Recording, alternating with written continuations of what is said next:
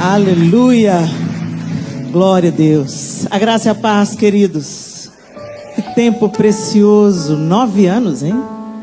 9 anos. Bendito seja Deus pela história que o Senhor tem escrito através de vocês aqui nesse lugar. Eu e João estamos gratos ao Senhor por estarmos começando as comemorações desse mês, né? Nessa quarta. É uma honra pra gente. E a gente quer saber do Senhor o que Ele quer falar pra gente nesses 9 anos de Cabana Church. Gente, a gente está vivendo um tempo em que o IBGE continua dando números astronômicos para o crescimento evangélico no Brasil. Então, o crescimento da igreja evangélica é uma evidência, segundo os dados do IBGE.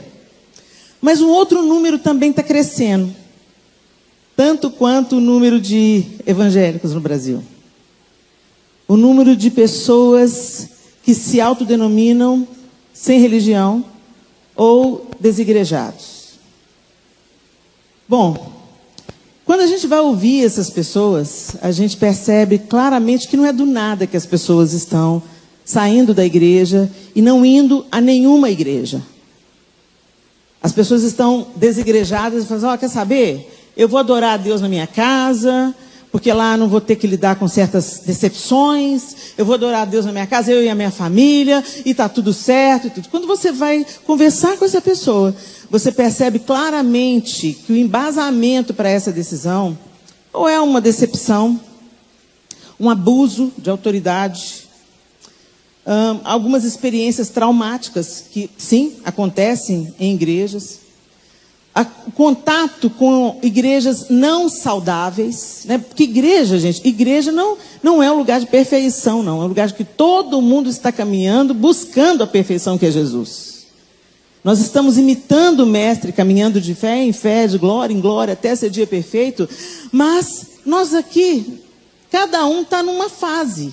Tem criancinhas no leitinho, recém-nascidas espiritualmente. Tem aqueles que já são maduros na fé e aconselham, ensinam, instruem. Tem aqueles que estão na igreja, mas ainda não tiveram uma experiência de novo nascimento. Elas gostam das reuniões, elas gostam da música. Elas até fizeram uma confissão pública, meio que por constrangimento. Você pergunta, você quer aceitar Jesus? Quem não quer, né? A pessoa vem e fala, não tem a menor noção do que ela está fazendo. E, infelizmente, a gente tem visto, então, tantos escândalos acontecendo, tantas histórias trágicas acontecendo. Nada novo debaixo dos céus. O próprio Jesus disse que seria assim. Que o joio iria crescer junto com o trigo. E que só Ele faria a separação. Só Ele. Porque Ele conhece os corações, Ele conhece a fase que cada um está, Ele conhece a história de cada um. Então hoje, eu queria que você olhasse para o seu próprio coração. É comum quando a gente recebe alguma palavra, nossa, fulano tinha que estar aqui. Mas foi você que Deus trouxe. Hashtag fica a dica. Então que você contemple o seu próprio coração. Porque é muito importante a gente falar, gente, que não dá para amar a Deus desprezando a igreja. Não dá. Por isso que essas pessoas que estão desigrejadas, elas precisam de cura. Porque olha, se não tem uma comunidade de fé que é saudável e atende essa pessoa, onde ela se sinta parte do todo, se não tem uma comunidade de fé, foi em outra. Não, eu tive decepção ali, aqui, ali, acolá. Eu vou servir a Deus na minha casa. Quem sabe o problema não é você. Porque se você vai numa, vai na outra, vai na outra, vai na outra. Eu me decepcionei aqui, me decepcionei. Gente, nós também somos decepcionantes. As pessoas nos decepcionam e Deus transforma isso para o nosso bem. Esse é o processo. Vocês acham que Jesus... Bom, Jesus não é decepcionável, né? Porque Ele é Deus. Mas você imagina, Pedro estava nos top, né? Top 3. Onde Jesus ia com um grupo seleto, Pedro estava lá. Foi da boca de Pedro que saiu a confissão, tu és o Cristo, Filho do Deus vivo. E Pedro negou. Judas traiu.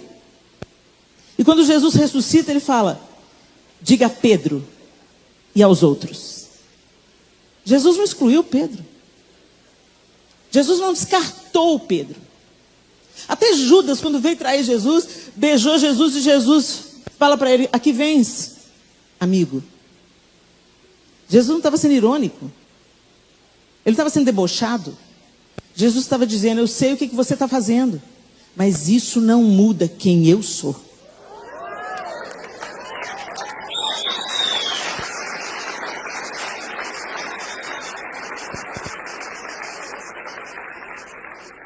E ele nos chama para ser seus imitadores. Então, por causa de uma decepção, você vai deixar de exercer a comunhão? A gente estava conversando ali na sala pastoral e a gente estava falando de como nós somos tão diferentes uns dos outros. Que a gente tem uma pessoa que tem habilidades numa área, outra pessoa tem habilidades em outra área. E a gente vai morrer sem aprender tudo. Eu amo aprender, mas eu vou morrer sem aprender um tanto de coisa. E eu acredito que aquilo que eu estou buscando de Deus, Ele vai me ensinar com um propósito para aquilo que Ele quer que eu faça. Ele vai me equipar com algo não para eu me envaidecer, mas para que eu sirva da melhor maneira possível. E aí eu falei para ela: é por isso que nós precisamos uns dos outros. Nós precisamos uns dos outros. Aquela pessoa que fala assim: eu não preciso de ninguém. Ah, não? Quem fez a roupa que você está usando? Quem foi lá, plantou, colheu, levou para o mercado a comida que você come?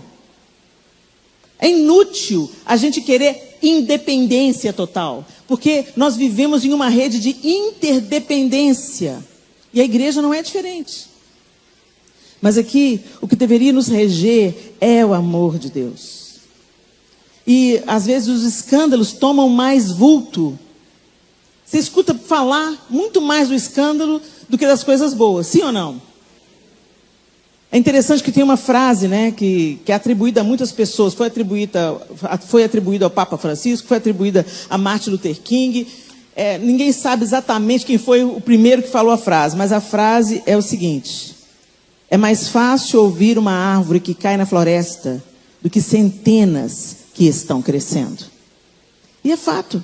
Você não escuta uma árvore crescendo, você escuta uma árvore caindo. E podem ser centenas, até milhares. Você não escuta, ela não faz barulho, ela cresce no silêncio. Por isso as pessoas colocam no pacote da igreja os escândalos, as decepções, os traumas, os abusos, os falsos pastores, os bodes enfiados no meio da igreja e fala: isso é a igreja. Não, a igreja é a noiva de Cristo.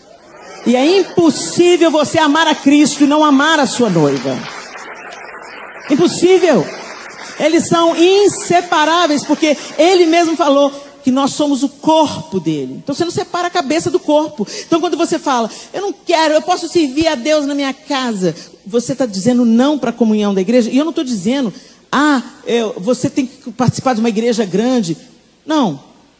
Eu conheço igrejas pequenas reuniões de oração, onde as pessoas vivem realmente a fé, servindo umas às outras. É uma coisa inevitável. A pessoa quer só um grupinho, mas daqui a pouco, se elas estão realmente cheias de Deus, a coisa vai crescendo.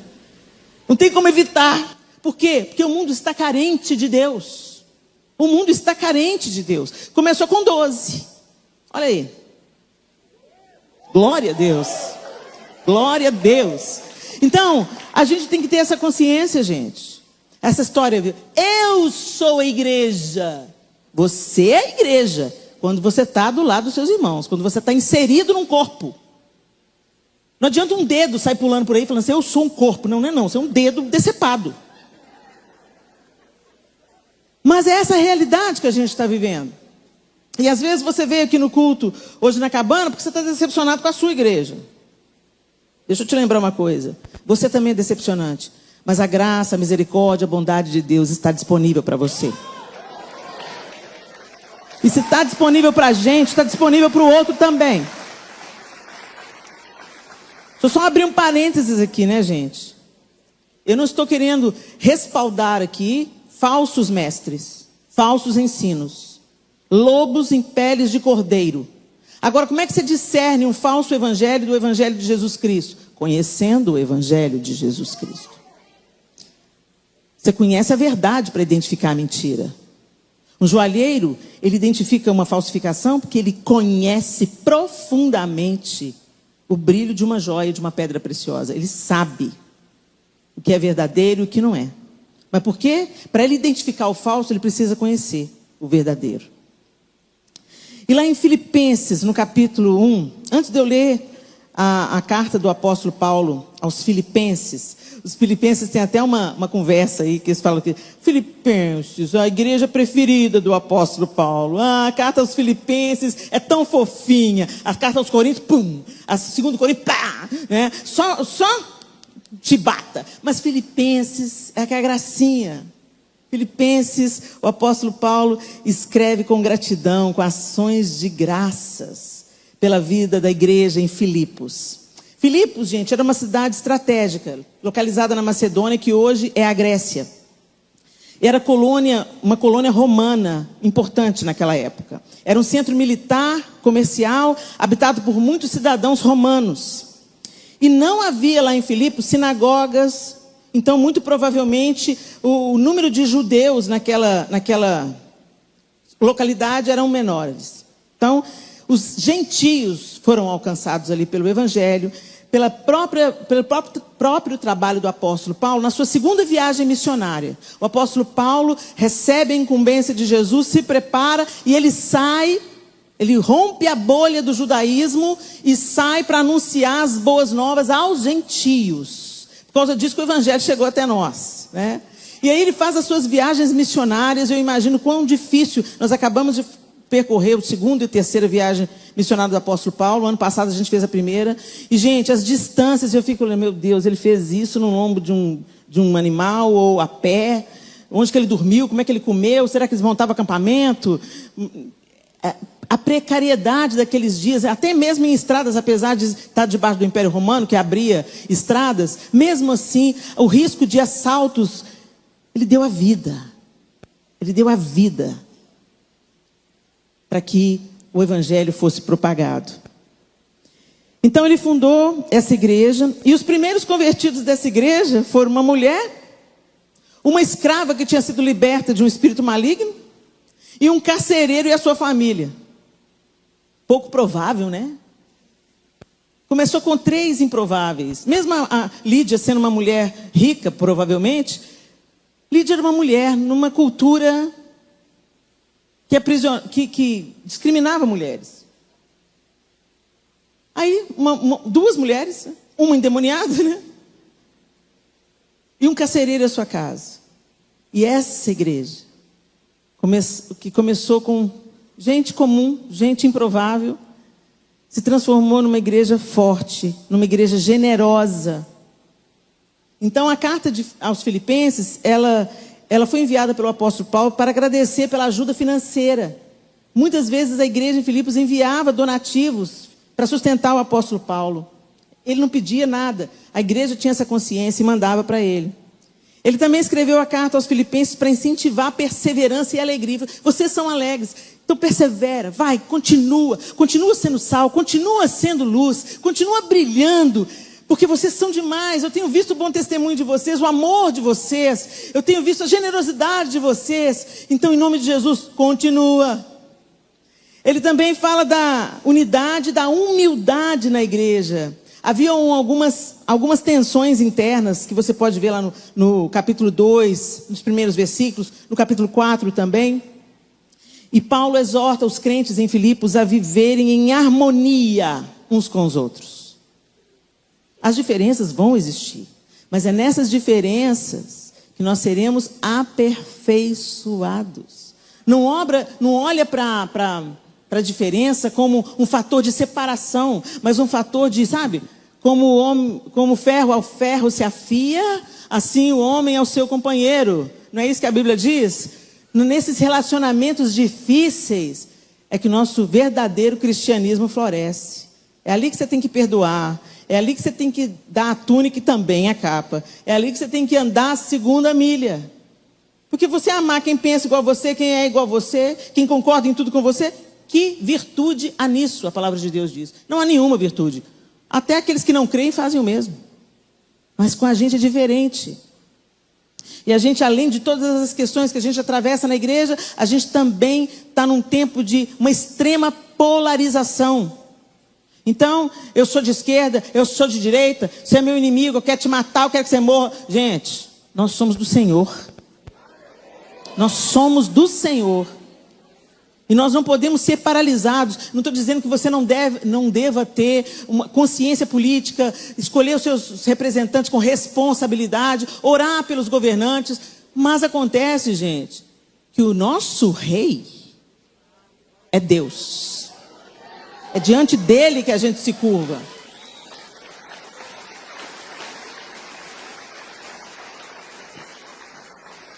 E também o motivo da carta aos Filipenses era um alerta contra os maus obreiros. Ah lá, já está lá desde aquela época, gente. Já tinha gente picareta na igreja desde aquela época. Já tinha falso ensino desde aquela época. Então ele manda uma carta, né? Encorajando e advertindo a igreja de Filipos contra os maus obreiros, falsos profetas. O tom da carta, gente, é uma das cartas mais calorosas, pessoais e alegres do apóstolo Paulo. Ele escreve quando está encarcerado, ele está preso.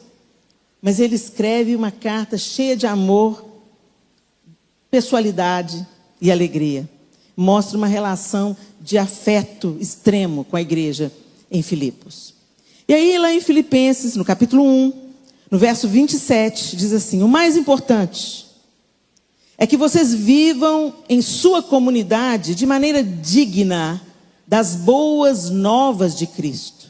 Então, quando eu for vê-los novamente, ou mesmo quando ouvir a seu respeito, saberei que estão firmes e unidos em um só espírito e em um só propósito, lutando juntos pela fé que é proclamada nas boas novas. Olha o que ele está dizendo. O mais importante, ele começa o verso 27 dizendo: o mais importante é que vocês vivam em sua comunidade de maneira digna das boas novas de Cristo. Nós somos muito prontos a identificar um defeito no outro, criticar o outro, desprezar isso não, isso aquilo. Nós somos muito prontos, muito rápidos para olhar, identificar, não gostar, expressar nossa opinião, mas nós não temos a mesma facilidade para identificar os nossos próprios problemas, os nossos próprios erros. E como nós podemos cooperar com o todo. Porque a igreja, como eu já disse, não vou ser redundante, é o todo. Jesus vem buscar um grupo de pessoas, não vem buscar pessoas isoladamente. Ele vem buscar a sua noiva, a igreja. Então, nós fazemos parte desse corpo. Mas você sabe o que acontece quando uma célula está doente? Sabe como é que você chama isso? Quando uma célula adoece, ela começa a se multiplicar de uma maneira errada. Você sabe o que é isso? Cada um de nós é uma pequena célula dentro de um membro do corpo de Cristo. E nós precisamos de rever aí, deixar o Senhor passar a sonda, fazer um exame, uma tomografia em cada um de nós. Como nós estamos vivendo a nossa vida cristã? Será que nós estamos vivendo assim na nossa comunidade? E agora eu estou me dirigindo à Cabana Church. Será que a gente está vivendo aqui na Cabana Church de uma maneira digna das boas novas de Cristo? Porque, gente, a gente ser uma bênção aqui dentro é fácil. É fácil. Tem uma atmosfera de oração, uma atmosfera de profecia, de unidade, de amor. Aqui na reunião todo mundo é lindo, cheiroso e crente. Mas a nossa cristandade se derrama quando a gente passar por aquelas portas. Quando a gente entra na nossa casa. Quando a gente tem que lidar com aquele patrão carne de pescoço. É aí que a sua cristandade aparece. Não é aqui dentro, sabe, da proteção das quatro paredes da instituição igreja. O apóstolo Paulo está se dirigindo à igreja. e dizendo: vivam em sua comunidade de maneira digna. De maneira digna. No capítulo 2, no verso 14 e 15, ele diz: façam tudo sem queixas nem discussões, de modo que ninguém possa acusá-los. Levem uma vida pura e inculpável como filhos de Deus, brilhando como luzes resplandecentes num mundo cheio de gente corrompida e perversa. Olha o que ele está dizendo para aquele povo. Olha, vocês já são uma bênção.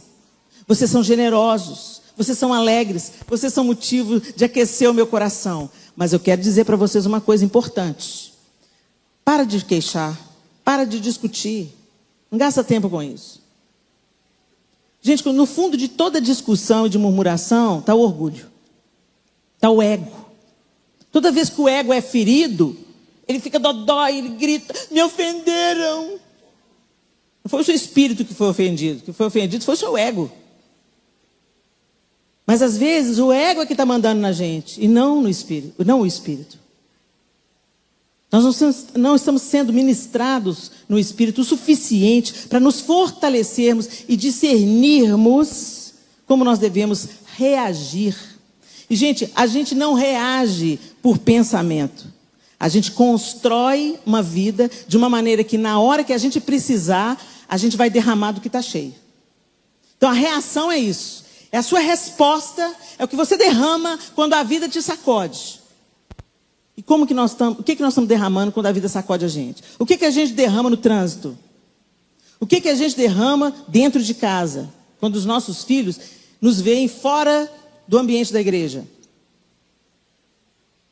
O que nós estamos derramando no nosso trabalho, na universidade, na escola?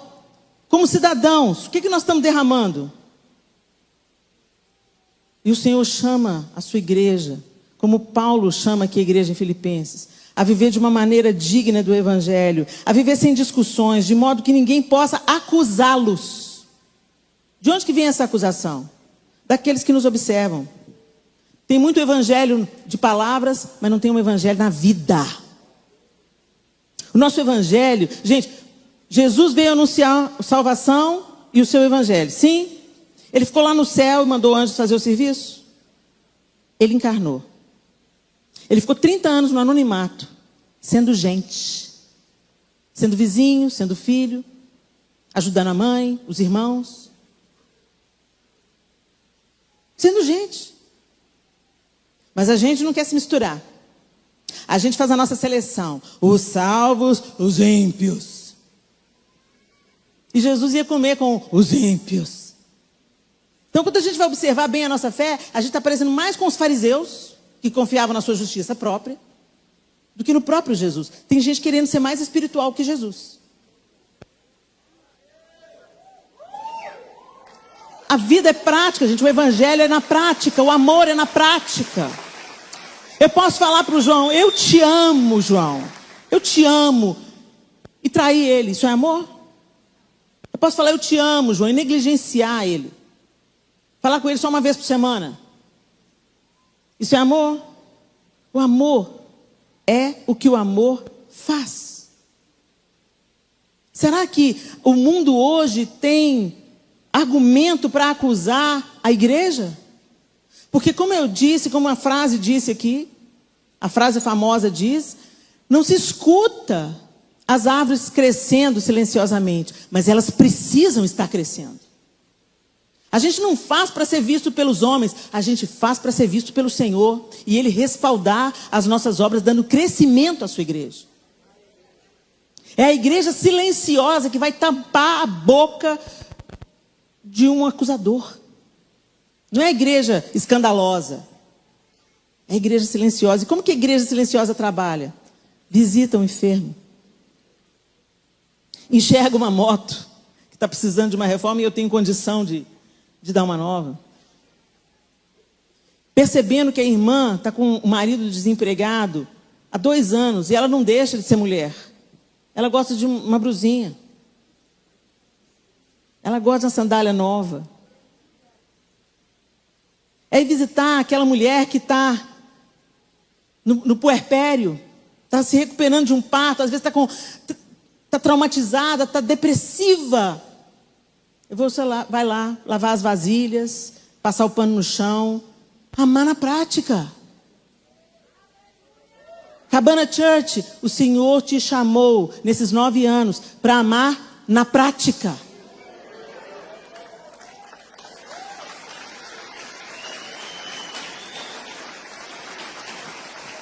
E muitas vezes a gente quer ser relevante, quer ser uma igreja relevante. E aí a gente tem que fazer jus ao tamanho que a gente tem e corresponder à expectativa da cidade. Então, eu já vi que a Cabana tem uma série de ideias e serviços para servir a comunidade. Isso é maravilhoso. Foi para isso que vocês foram plantados aqui, para ser uma bênção em São José do Rio Preto. Não é só aqui no bairro, não, é em São José do Rio Preto. A prefeitura tem que olhar para vocês e falar assim: aquele povo lá faz. A gente está precisando dos voluntários, vão lá na Cabana Church. A gente está precisando disso aqui, a gente está precisando de alguém para acolher um drogado, vamos lá na Cabana Church. Vocês estão entendendo, gente? Uma referência de Jesus nessa terra. Porque eu quero dizer uma coisa: relevância é muito importante, mas quanto mais nos é dado, mais nos será cobrado. Agora, eu quero dizer na relevância na sua vida privada. Que tipo de igreja você é, pedra viva? Se apagarmos todas essas lâmpadas aqui, tudo, fecharmos todas as gretas, tudo escuro. O que pode quebrar a escuridão? Precisa ser um holofote? Precisa ser uma vela? Um palito de fósforo. Um isqueiro. Uma luz desse tamanhozinho assim, ó. Se você acende, ela vai ser vista no meio da escuridão. Ela quebra a escuridão. Por causa daquela pequena luz, a escuridão não é completa. O Senhor não nos chamou para coisas extraordinárias, nos chamou para fidelidade nas pequenas coisas. Parar de transferir, sabe? Para o pastor, para o diácono, para o obreiro, para o líder de crianças. Tem uma coisa que pulsa no seu coração, te incomoda, Deus está te convocando para essa área. Às vezes você senta lá atrás, aí entra uma pessoa mal vestida, mal cheirosa, os cabelos tudo grudado, fica lá atrás, caça um banco para sentar, o cheiro dele está tão forte, todo mundo sai de perto, e você está vendo aquela pessoa e você pensa assim: meu Deus, cadê os introdutores? Cadê a diaconia? Preciso desse homem, preciso amparar esse homem, preciso conversar com ele, levar ele para tomar um banho, acolhê-lo. Quem vai fazer isso? Aí o homem acaba o culto, faz o apelo, o homem não vem para aceitar Jesus e sai. E a pessoa: eu vou sair dessa igreja fria, insensível. Ninguém viu, o homem entrou, saiu, ninguém acolheu, ninguém cuidou, você viu, você que não acolheu, você que não cuidou. Vamos parar de transferir responsabilidades. Você é parte do corpo, então tem uma coisa que é para você fazer. Para de transferir. A gente fala assim: não olha para mim, irmão, olha para Deus, porque eu sou imperfeito. Você é imperfeito mesmo, ainda bem que você sabe. Mas o apóstolo Paulo, também imperfeito, falou assim: sede meus imitadores, como eu sou de Cristo. Ele não estava dizendo que ele era perfeito, ele estava dizendo que ele estava seguindo passo a passo o perfeito. Então ele não tinha medo de dizer: pode vir atrás de mim, pode me seguir, pode me imitar, porque eu estou imitando a Cristo. E hoje a gente não quer saber de assumir responsabilidade. E nós estamos nos tornando consumidores da igreja, e não parte da igreja. O consumidor é aquele que vem, ele assiste aos cultos. Gente, eu não sou velha, eu sou vintage. Mas eu sou de um tempo em que, assim, pouco estava se ligando para quem é que estava dirigindo o louvor. O povo estava babando, ajoelhado, prostrado, de olho fechado, adorando a Deus, entregando a Deus a adoração. E hoje o pessoal fica assim. Até canta as músicas. Principalmente se elas forem egocêntricas. Se elas falam da minha dor ou da minha vitória, eu canto. Mas se ela fala sobre a glória de Deus, sobre a majestade de Deus, e que Ele vai fazer, né? Se Deus fizer, Ele é Deus. Se não fizer, Ele é... Não gosto dessa música. Quando a gente contempla Deus, todas as outras coisas vão para os seus devidos lugares. E o louvor e a adoração é a parte do culto que você presta culto. Por isso que Satanás quer roubar ela. O culto não é show. O culto é culto. Então você não assiste o período de louvor, você louva. Você não assiste a adoração, você adora. Sabe, bispo, por que tem essa triste estatística de que igrejas enormes têm um número inexpressivo de dizimistas fiéis? É porque muita gente vem para a igreja grande, porque a igreja grande, ninguém vai cobrar da pessoa, ninguém vai olhar, ninguém vai exortar, ninguém vai chamar a atenção dela. Então ela vem para se esconder. Quando eu fui para a Lagoinha 34 anos atrás, foi para isso que eu fui, me esconder. Mas se você quer Deus, Ele te encontra. Bendito seja Deus por isso. Hoje nós não fazemos mais parte da Lagoinha, mas estamos numa comunidade de fé que era pequena. E já está crescendo. Porque onde tem uma igreja saudável, tem crescimento. Mas depois que tem um crescimento, nós precisamos de assumir alguns cuidados, revisitando as nossas raízes. Em que nós cremos? Por que nós cremos? Qual é o nosso modelo? A última banda? A última moda? Aquilo que está dando certo? Nosso modelo continua sendo Cristo.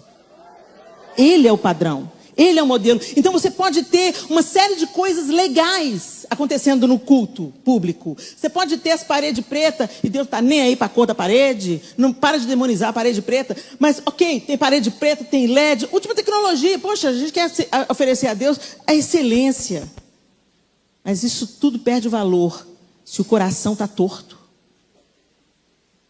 Se a nossa postura na igreja, no culto, é consumir. Eu vou na igreja para receber. Não, você vai na igreja para cultuar. E você vai na igreja para dar. Para se dar. Dar o seu tempo, dar o seu talento.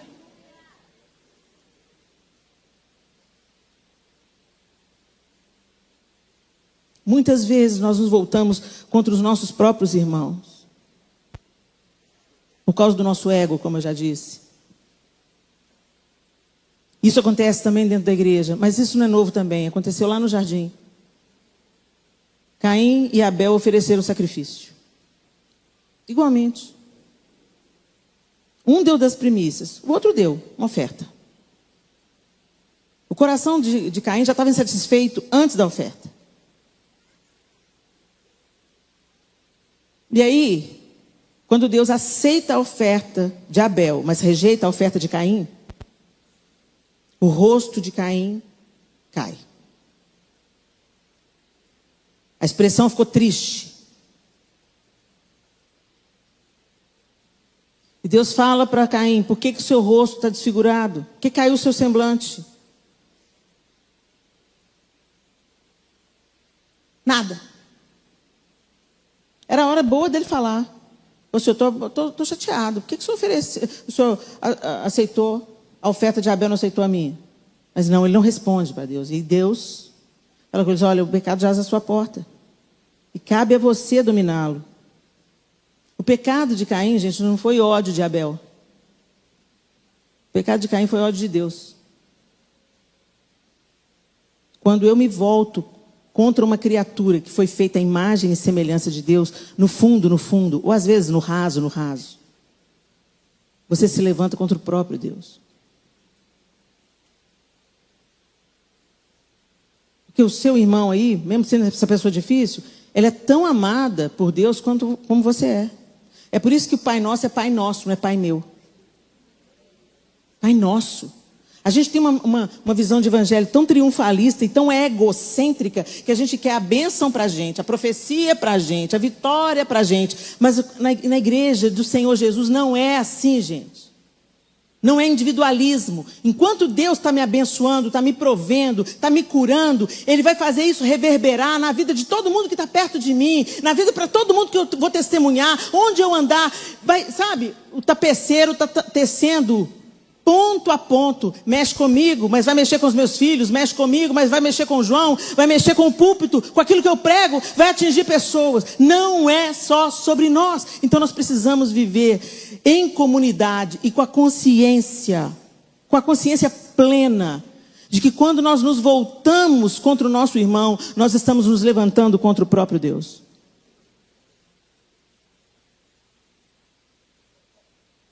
Tem gente dentro da igreja que não se fala. Tem gente que não fala com o irmão do próprio sangue. Tem gente que não tolera minha sogra. Não suporto minha nora. E vai ver, as lindas são crente. Crente até o diabo é, gente. A Bíblia diz que até os demônios creem e tremem. Pelo jeito você crê, mas não treme. Se você tivesse noção, temor de Deus, você já tinha se reconciliado com essa pessoa aí que é difícil, lembrando que você também é difícil. E lembrando que se Deus permitiu essa pessoa na sua vida, é para te aperfeiçoar.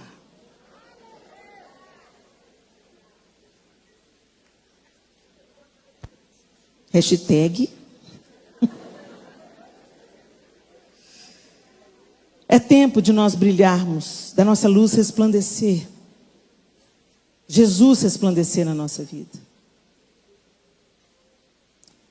Primeira coisa, a gente tem que se lembrar que a luz não é nossa. É de Cristo.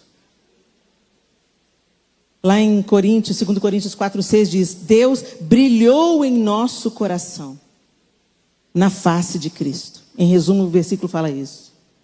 Ele brilhou em nosso coração. A gente é igual à lua, gente. A gente não tem luz própria.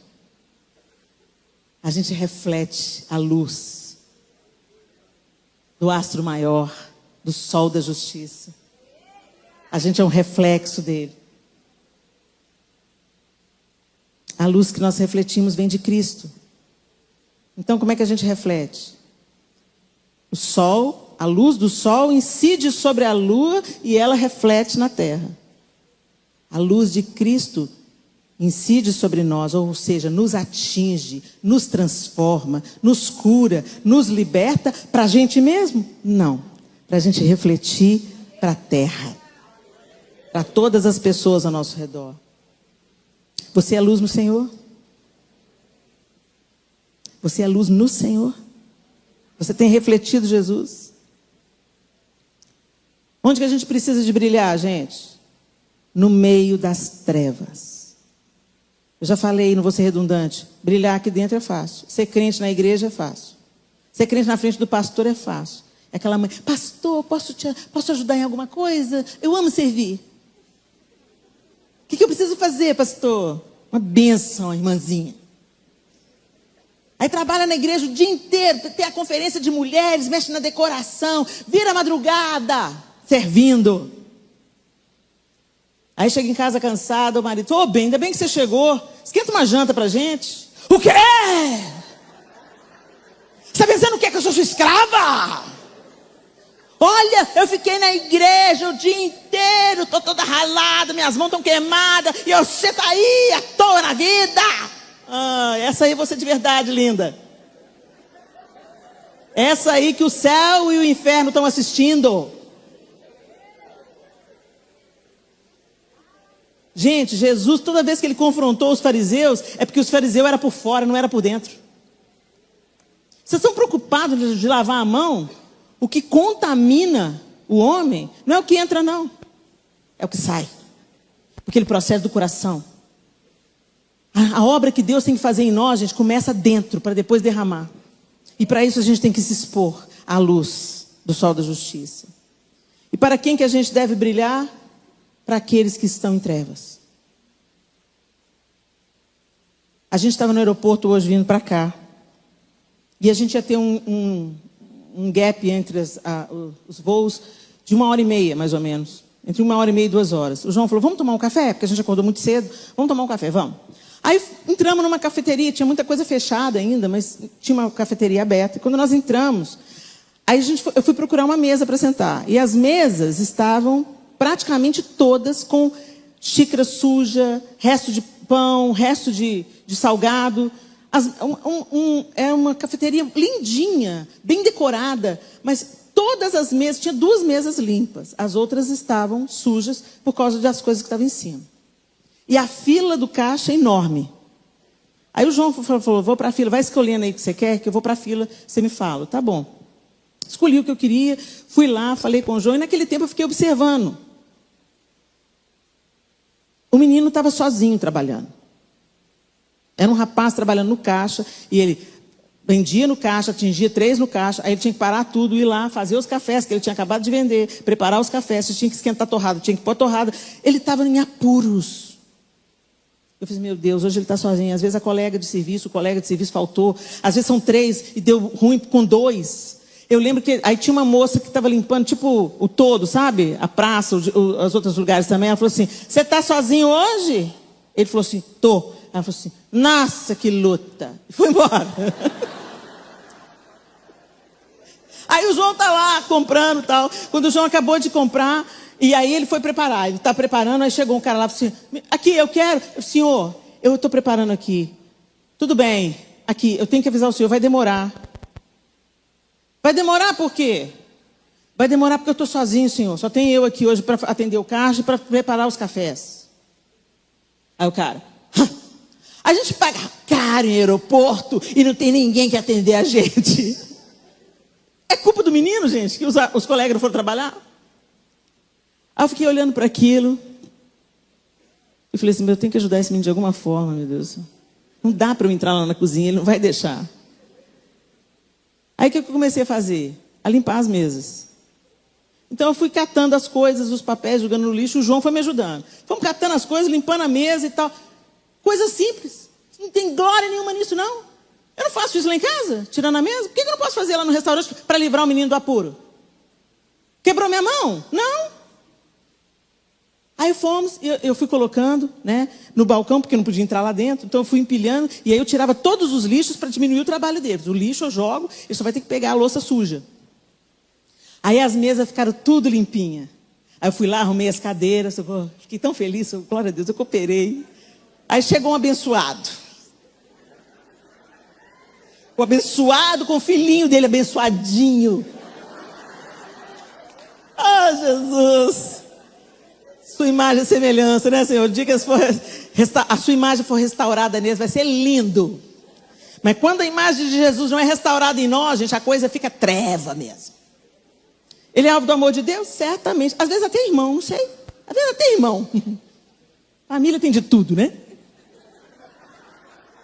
Aí ele pediu um suco para a criança. E o menino vendeu o suco e já foi fazer o suco, que era espremido na hora. Aí o menininho está assim, pai, eu quero. Está fazendo, meu filho, está fazendo. Eu quero. Meu filho, está fazendo. Pai, eu quero, pai. Filho.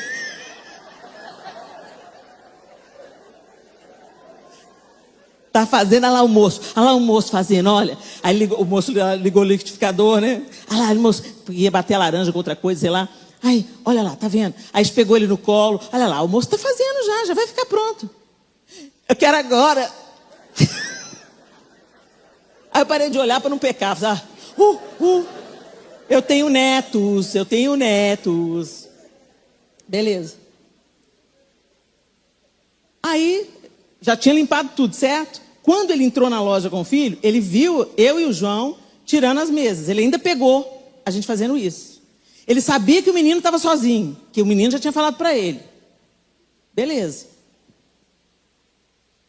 Quando eu levantei para ir embora, a mesa dele estava atrás de mim.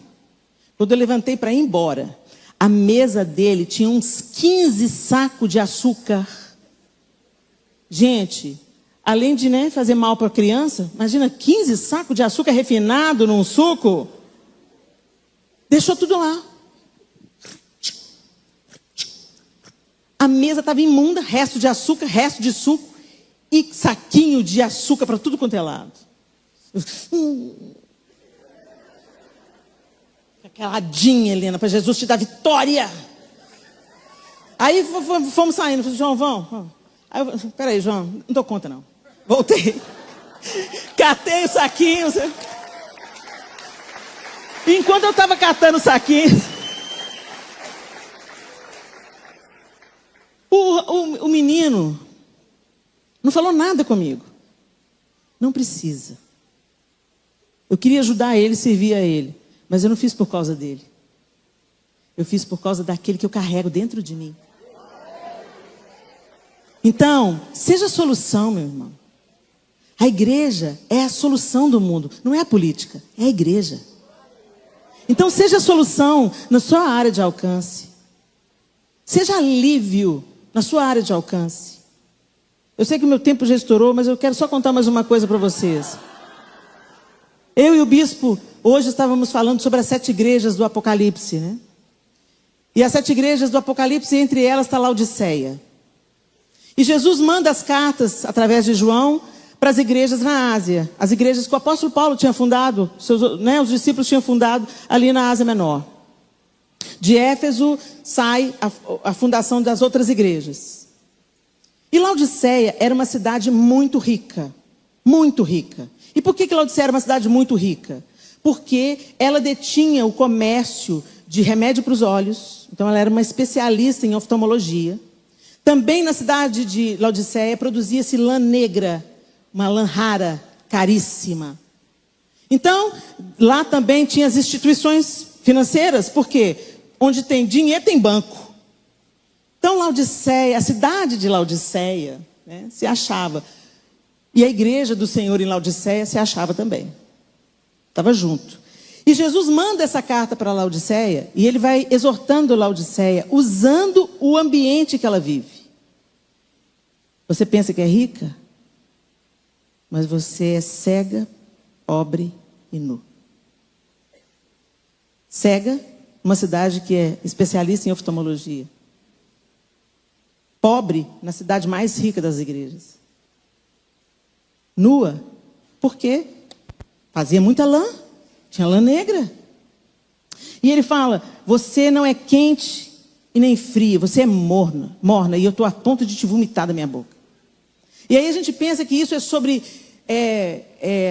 aquecimento espiritual, né? Aquela pessoa que está desanimada na fé, aquela pessoa que é fervorosa, e grita, e canta, e sapateia, e roupia. Não é disso que Jesus está falando. Porque senão, por que ele falaria? Antes você fosse fria ou quente. Mas porque você é morna. Como é que Jesus ia achar bacana a pessoa ser fria? Aí eu fui entender. Laodiceia fica entre 2 cidades, Hierápolis e Colossos. Na cidade de Laodiceia, pelo aqueduto, chegava a água fresca que vinha de Colossos. E por outro aqueduto, vinha para Laodiceia as águas de Hierápolis, que era uma água termal, sulfurosa, especialista em cura. Então, Hierápolis tem até um grande cemitério, que muita gente ia assim, já tinha tentado tudo. Estava no estado terminal, ia para Hierápolis para tentar se curar com as águas termais medicinais. Então essas 2 cidades enviavam água para Laodiceia, só que vinha pelo aqueduto. Então a água fresca de Colossos chegava morna. E a água quente de Hierápolis chegava morna. Então as 2 não dava para beber. Quem bebia das águas que vinha de Hierápolis passava mal. Que além de tudo tinha os minerais. E quem bebia da água, uma água morna, bebia uma água morna. Vinha da água fresca, mas ela chegava morna. E aí eu entendi do que Jesus está falando. Ele não está falando sobre ter entusiasmado ou não. Ele está falando sobre cumprir o seu propósito ou não. Viver a sua fé ou não. Você não é frio, você não refrigera ninguém, você não sacia a sede de ninguém, você não alivia ninguém. Você não é frio. E você não é quente, você não cura, você tem em você as faculdades para curar, mas não cura, você não é um remédio para as pessoas, você é um purgante para as pessoas. Então você é morno. E eu estou a ponto de te vomitar da minha boca. Ele é duro com a igreja em Laodiceia. Eles estavam usufruindo de todo o benefício terreno que eles tinham, mas tinham perdido a capacidade de ser igreja, de trazer refrigério para aquela cidade, de trazer alívio, de trazer respostas. Ah, meu Deus, como é bom a gente tomar uma água fresca num dia quente. Não é maravilhoso? É isso que o Senhor quer que a gente seja, igreja. Água fresca num dia quente. Como é bom a gente ser remédio para alguém que está ferido, alguém que está doente. O Senhor quer usar a sua igreja, através de você. Que as suas palavras curem. Que as suas ações curem. Há 2 anos o João enfrentou um câncer. Em 2002 ele teve um câncer diagnosticado em junho. No Dia dos Namorados a gente recebe esse presente. 2023. E aí caiu como uma bomba, né? Assusta, né? Assustador. Ele teve que fazer uma cirurgia. Em 30 dias ele fez a cirurgia e estava convalescendo. Quando um ex-aluno nosso do CTMDT saiu do Rio de Janeiro de ônibus. Viajou a noite toda. Chegou lá em casa com uma alegria única que ele tem. E falou assim: e aí, favela, vamos fazer uma comida boa para vocês. Você tem cuscuzeira aí, Helena? Não tenho, não. Então eu vou comprar. Saiu, foi no mercado, comprou a cuscuzeira, comprou os ingredientes todos. Foi para a cozinha, cozinhou para a gente. Matou a gente de rir. A comida foi maravilhosa. Ele levou refrigério. E ainda no final ele falou assim: essa enfermidade não é para a morte, é para a glória de Deus. Trouxe alívio em todas as frentes. Ele trouxe alívio para o nosso estômago, ele trouxe alívio para as nossas emoções, e ele trouxe refrigério para o nosso espírito, porque ele amou na prática. Ele não pensou que ele ia ter que viajar a noite inteira, ele não pensou que ia ser difícil ele chegar numa casa que ele nunca tinha estado, ou tinha estado uma vez só, para assumir a cozinha e cozinhar. Quando teve a tragédia em Brumadinho, ele pegou 2 pastores da igreja dele, pôs dentro do carro, passou uma semana em Brumadinho, cozinhando para os bombeiros. Luz. Não é quente, não é frio, isso é morno. E o Senhor não chamou a gente para ser morno. Naquele dia o Adriano foi quente, trouxe cura. E também foi frio, refrigério. E é isso que o Senhor espera da sua igreja. Que a Cabana Church não seja conhecida apenas por suas paredes, pelos 9 anos de história, pelo seu serviço devotado à comunidade, pelas iniciativas brilhantes que tem com mercado solidário. Eu não vou contar para vocês o que vocês fazem. Mas que ela seja conhecida através da sua vida, no privado. Ah, aquela pessoa lá que é legal pra caramba, é lá da Cabana Church. Aquela pessoa que tem sempre uma palavra boa na boca, é da Cabana Church. Aquela pessoa que me visitou sem eu nunca conhecer, é da Cabana Church. Ah, uma pessoa lá da Cabana Church falou assim que pode revezar comigo para dormir no hospital com a minha mãe. Pequenas coisas. Grandes transformações. É para isso que o Senhor te chamou, Cabana. Para ser refrigério e cura. Além da instituição, além dos prédios, na vida comum. Feche os seus olhos.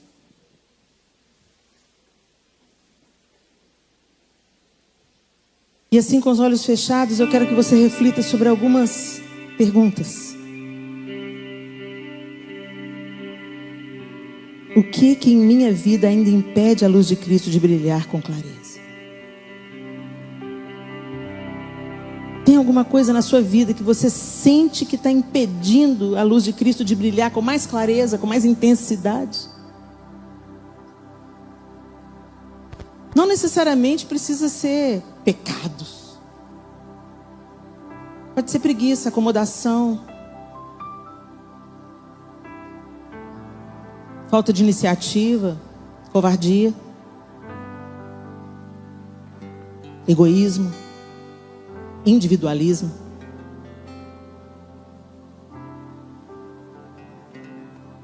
Quanto mais nós olhamos para os nossos próprios problemas, mais problemas temos. Nossa vocação é dar. Melhor coisa é dar do que receber. Deus deu o Filho deu a vida. E a gente só quer receber. E nós temos recebido muito. Mas para quê? Para compartilhar? Para servir? Ou para ostentar? O que em sua vida, meu irmão e minha irmã, está impedindo a luz de Cristo de brilhar com mais clareza? A outra pergunta é: como você pode brilhar com autenticidade no ambiente onde você está inserido? Como você pode brilhar a luz de Cristo lá na faculdade? A gente tem atitudes que falam mais alto do que 1000 palavras.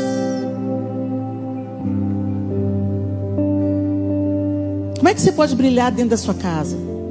Como é que você está brilhando a luz de Cristo para os seus parentes que não creem e debocham de sua fé?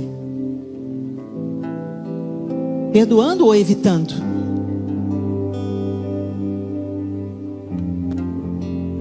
E a terceira pergunta é: Jesus está sendo visto em você? Você de fato é uma cópia de Cristo? Jesus copy. Você é uma cópia de Cristo? Com quem você se assenta? Com quem você reparte?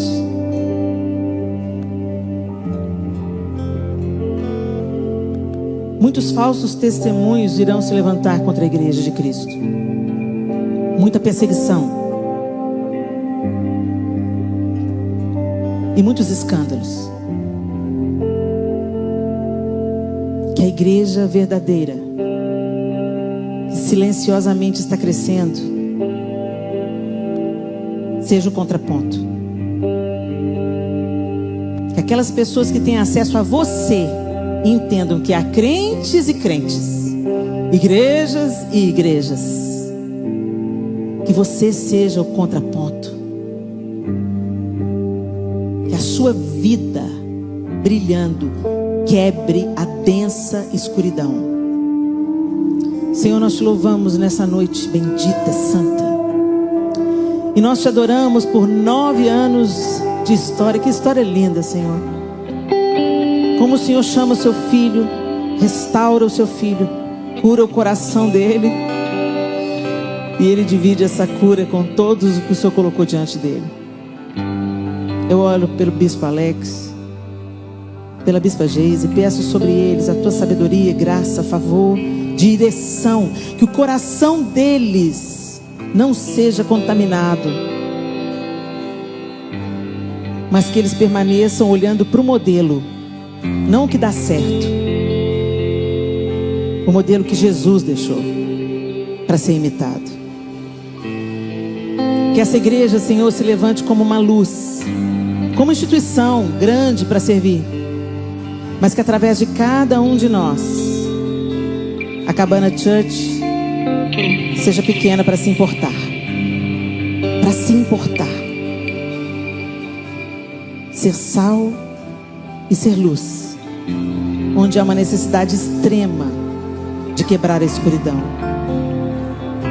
Que nossos bens sejam compartilhados, que nossos dons sejam para promover o teu nome, não o nosso. Que os nossos dias sejam gastos para fazer a vontade do Senhor, servindo ao nosso próximo e amando da mesma maneira que fomos amados pelo Senhor. Em nome de Jesus. Amém e amém. Deus abençoe você, Cabana.